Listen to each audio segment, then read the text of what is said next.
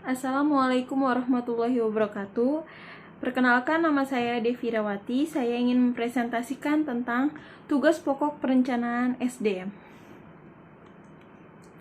Perencanaan sumber daya manusia merupakan sebuah proses yang sistematis untuk memperkirakan atau mengantisipasi permintaan dan kebutuhan adanya tenaga kerja dan mengevaluasi ukuran, sifat dan sumber-sumber pasokan yang dibutuhkan untuk memenuhi permintaan tersebut.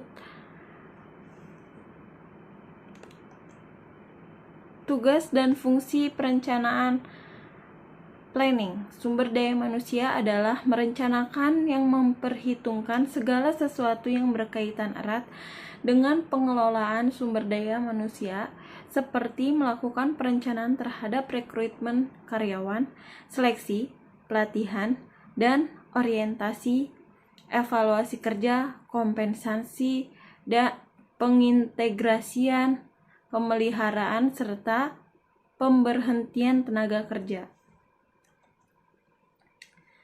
Tugas persiapan dan eksplanatif perencanaan suatu bidang atau aspek suatu kehidupan tertentu harus dimulai atau bertolak dari kondisinya pada saat sekarang. Untuk mengetahui kondisi itu diperlukan kegiatan menghimpun informasi atau data dengan mengidentifikasi kondisi bidang atau aspek tersebut, agar jelas yang mana diantaranya yang perlu dimasukkan dalam perencanaan, baik untuk diadakan jika belum ada maupun yang perlu diperbaiki atau disempurnakan atau diganti dengan sesuatu yang baru. Kegiatan mengidentifikasi dengan menghimpun data dan informasi dimaksudkan adalah tugas eksplanatif sebagai kegiatan awal perencanaan. Dengan kata lain, tujuan dari kegiatan pertama dalam perencanaan ini adalah untuk menjelaskan explanation kondisi awal bidang atau masalah yang akan dijelajahi sebuah perencanaan. Data atau informasi yang diperlukan untuk keperluan tersebut di lingkungan sebuah organisasi atau perusahaan yang baik atau sehat biasanya sudah tersedia di dalam sistem informasi manajemen, termaksud di dalamnya informasi mengenai SDM. Data atau informasi itu perlu dianalisis untuk menemukan dan memilih alternatif yang dapat ditetapkan dalam perencanaan sebagai keputusan. Di antaranya adalah tentang tujuan yang hendak dicapai, program atau kegiatan pemecahan masalah yang akan dilaksanakan, baik masalah yang dihadapi sekarang maupun yang diprediksi akan dihadapi di masa datang.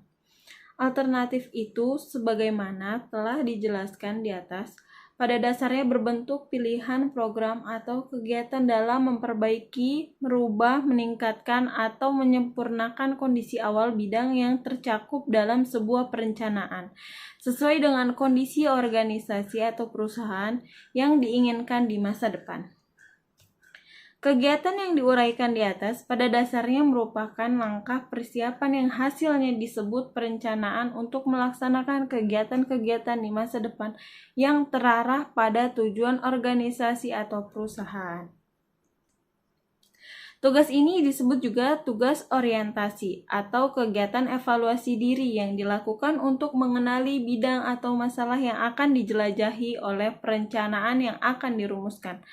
Orientasi atau evaluasi diri dilakukan antara lain terhadap ruang lingkup, kekuatan dan kelemahan organisasi atau perusahaan, peluang yang dapat dimanfaatkan, hambatan yang dihadapi, sumber daya yang dimiliki, dan lain-lain, sebagai informasi untuk memperjelas kondisi awal organisasi atau perusahaan. Kegiatan orientasi atau evaluasi diri hasilnya dapat dianalisis dengan mempergunakan analisis statistika atau sekurang-kurangnya dengan mempergunakan analisis SWOT, strength, kekuatan, weakness, kelemahan, opportunity, kesempatan, dan threat, hambatan, yang masih akan dijelaskan dalam uraian pada bagian lain buku ini juga. Tugas eksplanatif ini jika diimplementasikan dalam perencanaan SDM sangat khusus sifatnya karena telah memiliki beberapa model analisis yang siap dipergunakan.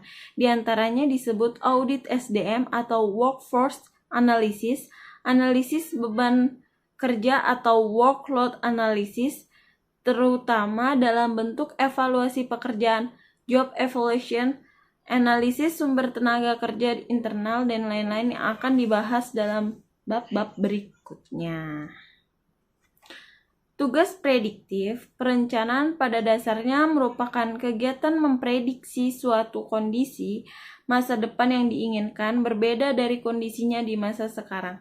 Prediksi itu pada dasarnya merupakan kegiatan memilih alternatif mengenai kondisi organisasi perusahaan yang ideal di masa mendatang.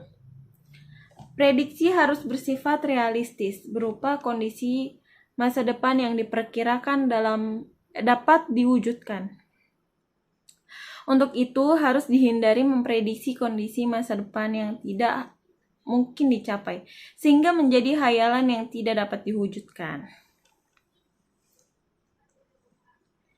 Dengan demikian, berarti juga harus dimiliki kemampuan dan cara atau strategi mencapainya, atau sebaliknya harus dihindari pelaksanaan kegiatan yang diprediksi tidak relevan dengan kondisi yang ingin dicapai. Strategi atau cara dan program untuk mencapai kondisi yang diprediksi dan dipilih untuk diwujudkan di masa depan pada dasarnya adalah perubahan, perbaikan, penyempurnaan, dan bahkan mungkin mengganti kondisi masa sekarang yang dinilai tidak sesuai lagi atau yang sifatnya kurang atau tidak menguntungkan lagi bagi organisasi atau perusahaan. Berdasarkan uraian di atas, berarti juga kondisi masa depan yang diprediksi sebagai kondisi yang ingin diwujudkan dapat disebut sebagai tujuan perencanaan. Tugas prediksi seperti diuraikan di atas harus dilakukan secara cermat dan realistis agar benar-benar dapat dilaksanakan dengan tujuan-tujuannya dan dapat dicapai secara efektif dan efisien.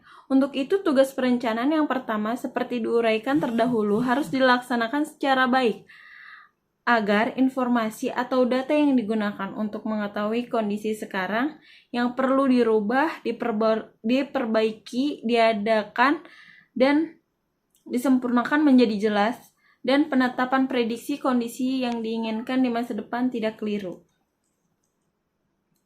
Tugas kontrol tujuan perencanaan yang akan diwujudkan di masa depan pada dasarnya merupakan kontrol terhadap kondisi yang akan terjadi atau dicapai di masa depan. Demikian juga pemilihan program dan kegiatan untuk diwujudkan tujuan tersebut pada dasarnya merupakan kontrol masa depan agar dapat menghindari terjadi atau terwujudnya kondisi yang tidak diinginkan. Untuk itu, program-program dan atau kegiatan-kegiatannya harus dipilih yang paling relevan sebagai kegiatan kontrol agar tidak berdampak merugikan dan menimbulkan konsekuensi terjadinya kondisi yang tidak diinginkan. Perencanaan sebagai kegiatan kontrol sangat penting bagi setiap dan semua organisasi atau perusahaan karena berpengaruh langsung pada usaha mempertahankan dan mengembangkan eksistensinya. Kemampuan memilih dan melaksanakan kegiatan bisnis sebagai kontrol masa depan di lingkungan organisasi atau perusahaan berpengaruh langsung pada kondisi kompetitifnya dalam mempertahankan dan mengembangkan eksistensinya. Untuk itu, kemampuan tersebut harus diwujudkan dalam penyusunan perencanaan bisnis yang berisi program dan kegiatan yang lebih baik dari kompetitor yang terdapat di wilayah operasional bisnis yang sama. Perencanaan dirumuskan oleh manusia dan harus dilaksanakan oleh manusia sebagai sumber daya. Untuk itu, setiap organisasi yang bergerak di bidang bisnis sangat perlu melaksanakan kegiatan perencanaan SDM agar di lingkungannya selalu tersedia sumber daya manusia yang mampu mempertahankan dan mengembangkan eksistensinya. Perencanaan SDM di lingkungan sebuah organisasi atau perusahaan harus menghasilkan SDM yang memiliki kemampuan melaksanakan ketiga ketiga pokok perencanaan agar tidak terjadi pemborosan yang merugikan. Terima kasih.